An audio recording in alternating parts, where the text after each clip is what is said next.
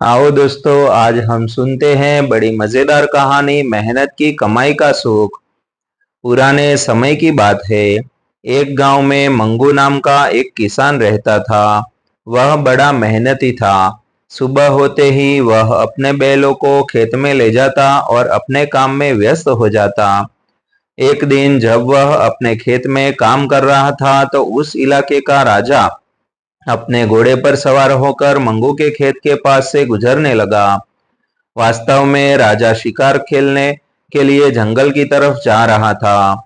उसके सैनिक उससे बिछुड़कर किसी और दिशा में चले गए थे। जब राजा मंगू के बिल्कुल पास से तेजी से गुजर रहा था तो अचानक मंगू को लगा जैसे घोड़े की कोई चमकती चीज नीचे गिरी है। मंगू ने तुरंत हल रोका और झांकर देखा।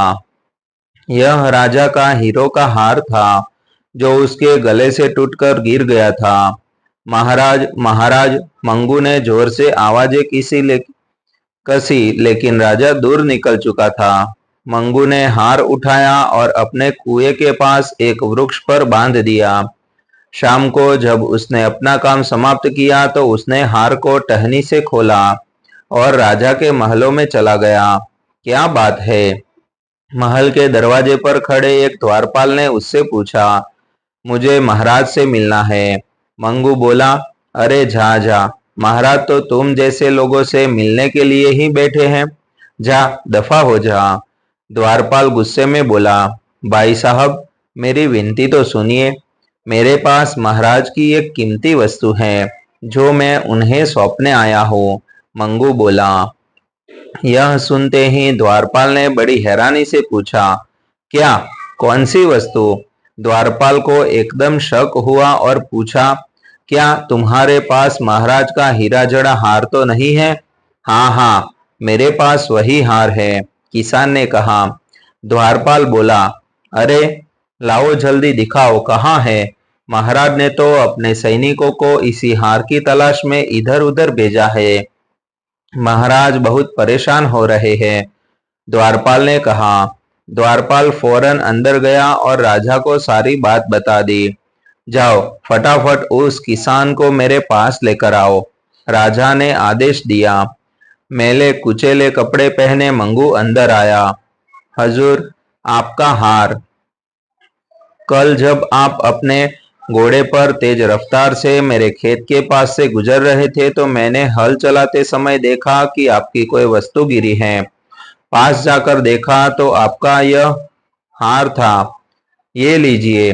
मंगू ने हार सीपते हुए कहा, प्यारे किसान, तुम्हारी ईमानदारी ने तो मेरी आंखें खोल दी। समझ में नहीं आ रहा है तुम्हें क्या इनाम दूं। यह हार मेरे एक पड़ोसी मित्र राजा ने मुझे भेंट किया था। राजा बोला। मंगू नम्रता से बोला, महाराज, मुझे किसी इनाम की जरूरत नहीं। आपकी वस्तु आपके पास आ गई है, मुझे इस बात की खुशी है। मुझे अब आज्ञा दीजिए। खबरदार, तुम अब यहाँ से कहीं नहीं जा सकते, राजा ने कड़कती हुई आवाज में कहा। यह सुनते ही मंगू के होश उड़ गए। वह सोचने लगा, न जाने राजा क्या करेगा। राजा ने उठकर उसके कंधे पर बड़े प्यार से हाथ रखा और हंसकर बोला, डर गए थे? भला तुम्हारे जैसे ईमानदार व्यक्ति का मैं कैसे जाने दे सकता हूँ। आज से तुम मेरे महलों में ऐश से रहोगे। तुम्हें कोई काम करने की जरूरत नहीं होगी। मंगू राजा के महलों में रहा। 15 दिन रहने के बाद मंगू ने राजा से कहा, हुजूर, गुस्ताखी माफ। मैं अपने परिवार को भी यहाँ ले आऊं? क्यों नहीं, अवश्य, राजा बोला। मंगू आज्ञा लेकर अपने घर आ गया। कई दिन गुजर गए लेकिन मंगू महलों में वापस न लौटा। राजा ने मंगू को लाने के लिए अपने सिपाही भेजे। सिपाहियों ने जाकर देखा, वह अपने खेत में काम करने में व्यस्त था। वे उसे राजा के पास ले आए। क्यों मंगू, तुमने अपने परिवार को भी लाने का वादा किया था, लेकिन तुम वापस नहीं लौटे।